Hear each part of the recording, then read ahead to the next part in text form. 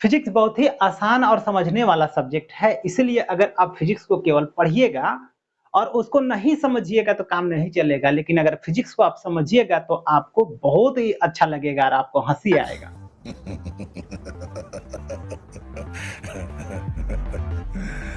और आज हम लोग फिर से फिजिक्स का एक और कॉन्सेप्ट को इस बॉल का द्वारा हम लोग क्लियर करने वाले हैं और वो कॉन्सेप्ट है हम लोग का गति का तीसरा नियम।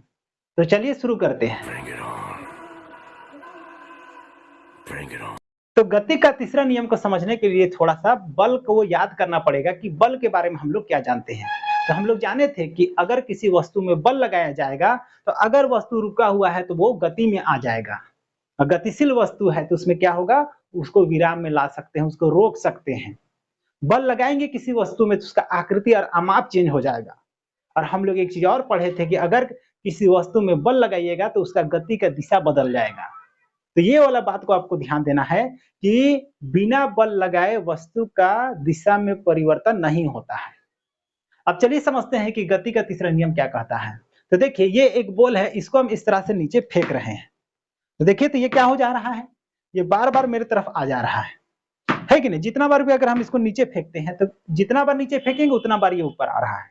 लेकिन अभी हम जैसे कि आप लोग को बताएं कि बल लगेगा तब ही वस्तु का दिशा में परिवर्तन होगा। अब सोचिए जब इसमें हम बल लगाएं तो मेरे बल द्वारा तो ये नीचे गया। अब अगर इसमें कोई बल नहीं लगाया होगा तो ये ऊपर कैसे आता, नहीं आता। लेकिन अभी क्या हो रहा है कि बल ऊपर आ रहा है, तो इससे साफ जाहिर हो रहा है कि हम इसमें जब एक बल लगा रहे हैं तो कहीं ना कहीं से कोई ना कोई इसमें एक बल लगा रहा है और वही बल के चलते ये ऊपर आ जा रहा है। तो इसमें हुआ है क्या उसको समझिए। जब हम इसमें बल लगा कर नीचे फेंके तो मेरा बल द्वारा ये नीचे गया और ये जो बॉल है वो बॉल जमीन में एक बल लगाया, तो जमीन भी एक बल इसमें लगाया और उसी बल के कारण ये ऊपर आ रहा है। तो इससे क्या पता चला कि अगर बॉल जमीन में बल लगाएगा तो जमीन भी बॉल में एक बल लगाएगा और इसको ऊपर ढकेलेगा। तो यही कहता है गति का तीसरा नियम। कि किसी भी वस्तु में अगर आप बल लगाइएगा तो वो भी वस्तु आप में बराबर और विपरीत दिशा में बल लगाएगा। तो यही है गति का तीसरा नियम। अब उसके बाद पूरा डिटेल से समझते हैं।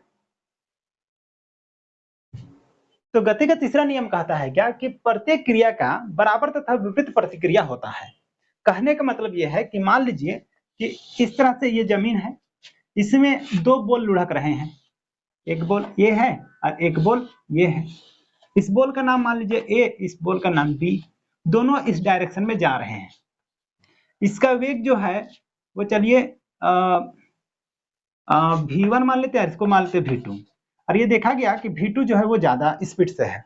आप सोचिए कि अगर पीछे वाला जो ये वस्तु है वो ज्यादा स्पीड से जा रहा है और आगे वाला कम स्पीड से है और दोनों एक ही लाइन में है, तो क्या होगा, दोनों टक्कर होगा ना दोनों में। तो कुछ समय के बाद इनमें ये देखिए यहाँ पर टक्कर हुआ,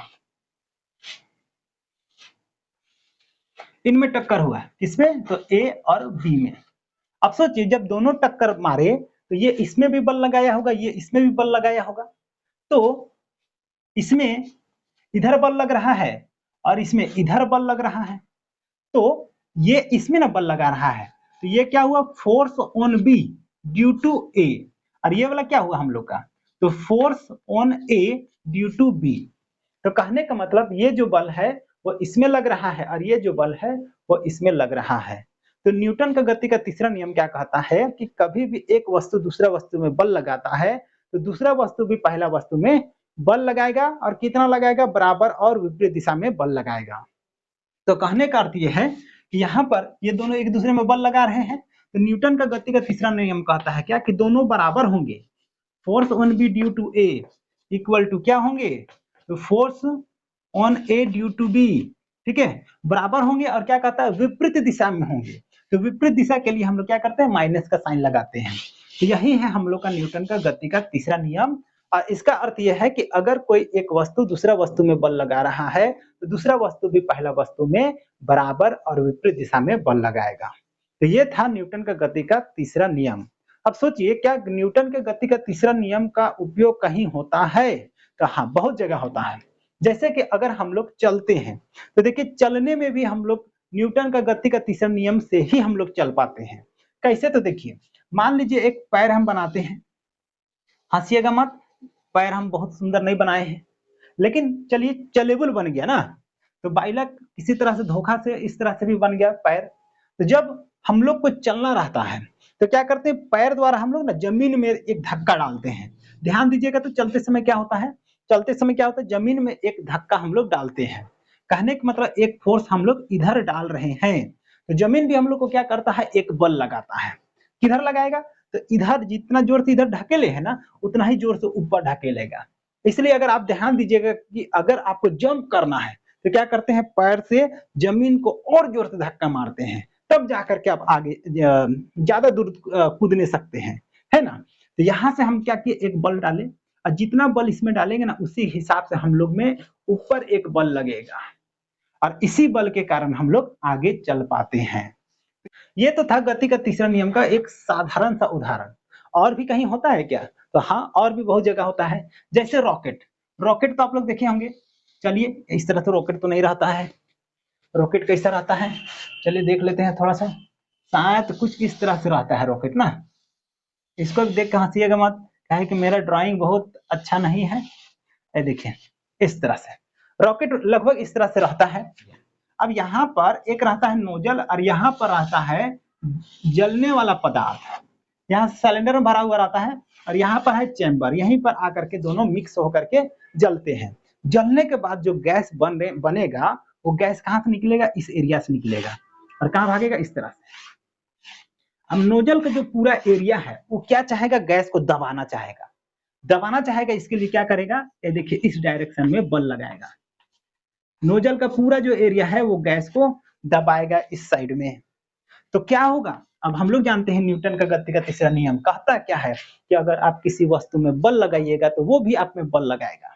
तो इसलिए जब इधर बल लग रहा है तो क्या करेगा, ये नोजल भी इसको ऊपर की ओर बल लगाएगा इस तरह से, और इसी बल के कारण जो है वो रॉकेट आगे बढ़ जाएगा, है कि नहीं। ये तो था गति का तीसरा नियम का दूसरा एग्जाम्पल।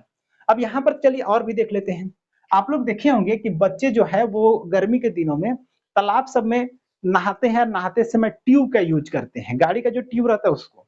तो मान लीजिए हम ट्यूब बना लेते हैं, चलिए फिर से ट्यूब बनाने का कोशिश करते हैं।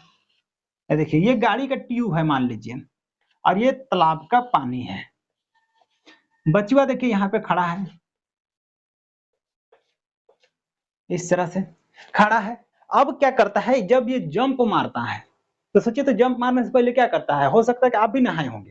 तो जंप मारने से पहले क्या करते हैं, हम लोग ऐसे कर लेते हैं और नीचे पैर को दबाते हैं और फिर छलांग मारते हैं। तो उस समय होता क्या है कि जब हम लोग ट्यूब से अपना पैर को नीचे दबाते हैं तो ट्यूब ही हम लोग में एक बल डालता है ऊपर की ओर इधर, और ट्यूब में जो बल हम लोग लगाए हैं उस बल के कारण ट्यूब जो है वो पीछे चल जाता है, और ट्यूब ने जो हम लोग में बल लगाया है उसी बल के कारण हम लोग उछल करके पानी में कूद पाते हैं। तो यहाँ पर भी देखिए क्या चीज कि गति का तीसरा नियम यहाँ पर भी लागू हो रहा है, कि यहाँ पर बल लगाए तो ट्यूब भी हम लोग में बल लगाए और हम लोग को उछाल दिया। इसी तरह से इसका और एक एग्जाम्पल भी हम लोग ले सकते हैं। क्या एग्जाम्पल ले सकते हैं, चलिए थोड़ा सा जगह बना लेते हैं। तो मान लीजिए कि समुंदर ये तट है, इधर है, यहाँ तक पानी है, और नाव को हम यहां तक ले आए हैं, नाव को यहां तक ले आए हैं। यहां पर एक आदमी है,